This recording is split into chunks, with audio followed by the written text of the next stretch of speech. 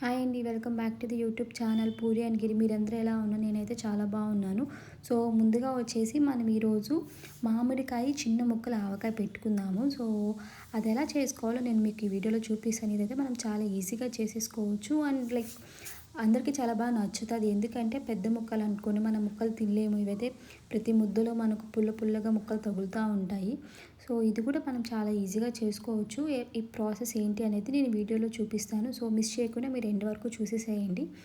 ముందుగా దానికోసం నేను ఇక్కడ ఒక 2 మ్యాంగోస్ తీసుకున్నాను.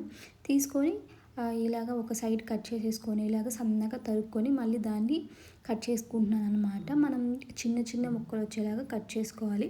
ముక్కల సైజ్ అయితే నేను ఇక్కడ వీడియోలో చూపిస్తున్నాను కదా, ఇంత సన్నగా తరుక్కుంటున్నాను. మీకు ఇంకొంచెం లావుగా ఉంటే బాగుంటుంది అనిపిస్తే మీరు కొంచెం లావుగా తరుక్కొని, నేనైతే ఇంత సన్నగా తరుక్కుంటున్నాను. సో మనం ఇంత సన్నగా తరుక్కుంటాం కదా, కాబట్టి మనం అన్నం కలుపుకొని తినేటప్పుడు మనకు ప్రతి ముద్దలో ఆ ముక్కలనే తగులుతూ ఉంటాయి అనమాట. సో పుల్లగా చాలా బాగుంటుంది. సో నేనైతే ముక్కలని కట్ చేసేసుకున్న తర్వాత ఇలా ఒక గిన్నెలోకి తీసుకున్నాను.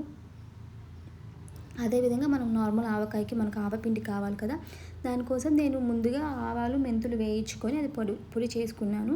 అంతే ఉప్పు కూడా నేను పొడి చేసుకుంటున్నాను అనమాట. మిక్సీలో వేసుకొని సాల్ట్ యూజ్ చేయట్లేదు, ఉప్పే యూజ్ చేస్తున్నాను. సో ఇవన్నీ దంచేసుకొని పక్కన పెట్టేసుకున్నాను. తర్వాత నేను ఇక్కడ మీకు చూపిస్తున్నాను కదా వీడియోలో, ఈ గిన్నెతో నేను ముక్కలు తీసుకున్నాను అనమాట. మనకు ఒక 7 గిన్నెలు వచ్చాయి కాబట్టి నేను 1 కప్ ఆవపిండి వేస్తున్నాను. అదేవిధంగా 1 cup salt and then 1 cup కారం వేస్తున్నాను.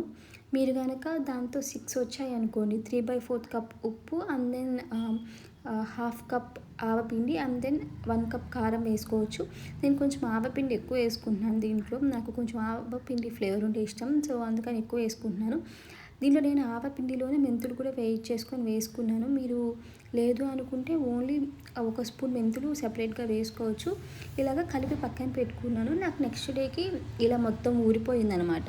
ఇప్పుడు వచ్చేసి మనం ఆ తాలింపు పెట్టుకోవాలి. సో మీరేం చేస్తారంటే పక్కన పెట్టిన తర్వాత మీకు ఒక 2-3 టైమ్స్ కలపండి. లైక్ నైట్ పడుకునే ముందు ఒకసారి, నెక్స్ట్ డే మార్నింగ్ ఒకసారి, అలా 2-3 టైమ్స్ కలుపుకోండి ఆవకాయని. నేను అలాగే కలుపుకున్నాను.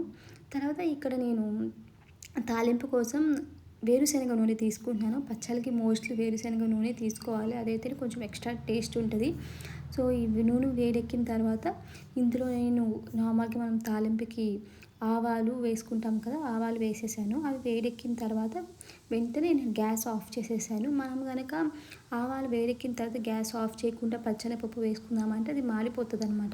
సో మీరు ఆవాలు వేడెక్కిన తర్వాత వెంటనే గ్యాస్ ఆఫ్ చేసేసుకొని పచ్చెనపప్పు అండ్ దెన్ పసుపు అండ్ దెన్ ఇంగువ వేసుకోవాలి.